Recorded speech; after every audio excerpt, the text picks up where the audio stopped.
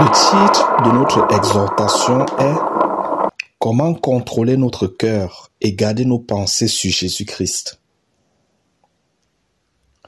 Entrons dans le corps du sujet.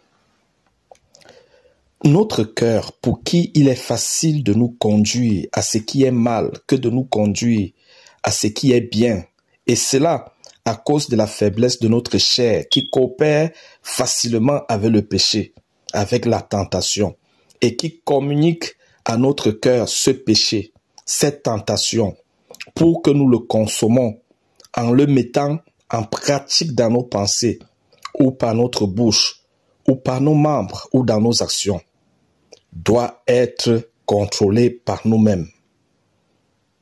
Oui, notre cœur doit être contrôlé et géré par nous-mêmes.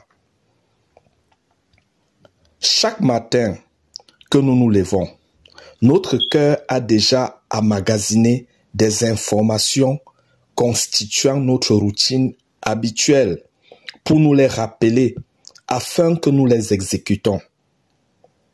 Cependant, le Seigneur nous conseille de lui rendre grâce dans les moindres choses que nous faisons.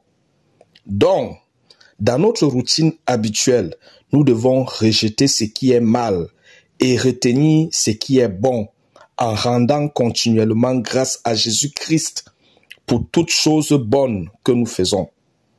Car qui pense à notre Seigneur Jésus-Christ pour l'honorer et rester proche de lui s'éloigne du mal. Cependant, il est important de contrôler notre cœur, quoi que nous fassions, afin de ne pas lui laisser nous nourrir de mauvaises pensées, de mauvais désirs, de mauvais sentiments. Toutes ces choses qui nous éloignent du Seigneur et qui nous empêchent d'être efficaces spirituellement et qui empêchent le Saint-Esprit de nous remplir. Remarquons que, quoi que nous fassions, cela peut être notre boulot, nos études, une activité, il peut surgir dans notre cœur des pensées inutiles à ce que nous faisons, voire même des pensées n'ayant rien à voir avec ce que nous faisons. Ce sont ces pensées que nous devons remplacer par de bonnes pensées, nous gardant près du Seigneur Jésus-Christ et nous rendant efficaces dans ce que nous faisons, favorisant ainsi que le Saint-Esprit nous remplisse. C'est à cause de ce genre de pensée que nous devons anticiper à occuper notre cœur par de bonnes pensées et à pratiquer à occuper ainsi notre cœur afin que cela devienne une habitude facile et naturelle à faire.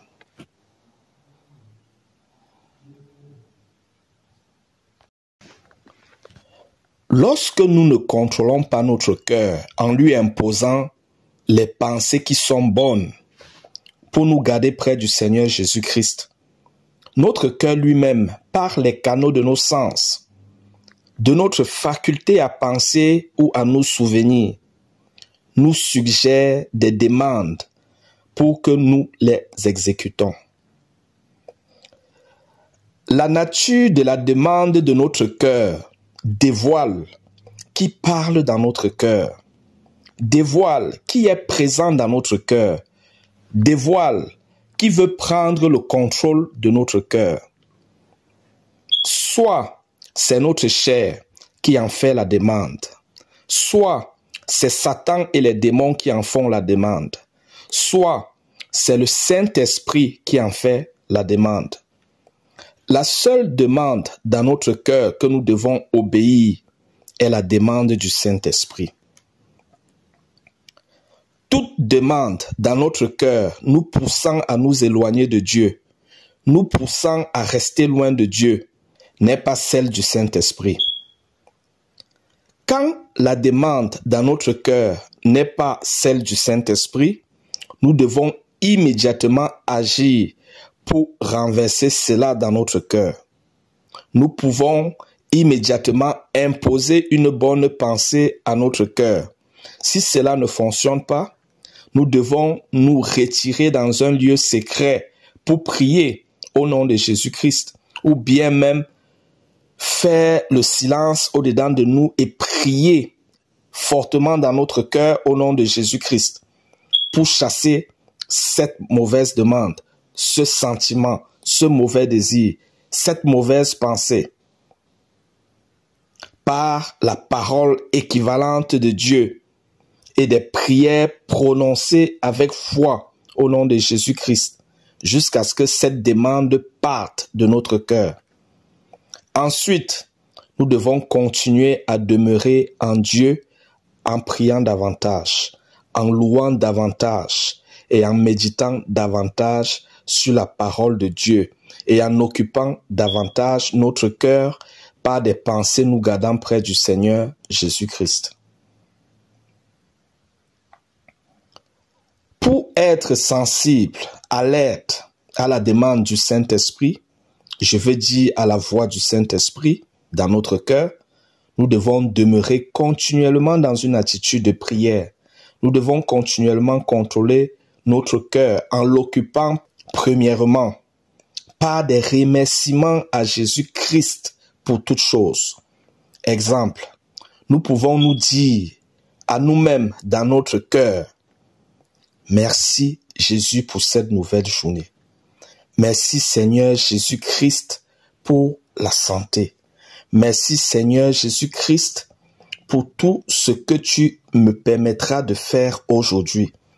Merci Seigneur Jésus de m'aider et de me guider en toutes choses aujourd'hui. Merci Jésus de m'aider à bien faire mon travail. Merci Jésus de m'aider à rester loin du mal aujourd'hui. Merci Jésus d'éloigner de moi les mauvaises compagnies. Deuxièmement, nous pouvons de même occuper constamment notre cœur par des bonnes paroles nous encourageant à rester proche de Dieu. Par exemple, nous répéter plusieurs fois dans notre cœur ces paroles. Je suis mort au péché. Maintenant, je vis pour Jésus-Christ. Je suis mort au péché. Maintenant, je vis pour Jésus-Christ.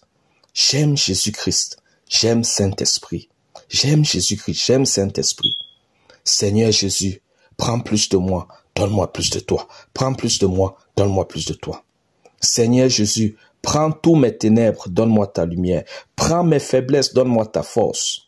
Prends mes défauts. Donne-moi tes qualités. Seigneur Jésus, remplis-moi d'obéissance à ta parole. Nous pouvons nous-mêmes formuler des bonnes paroles selon nos besoins et selon notre situation.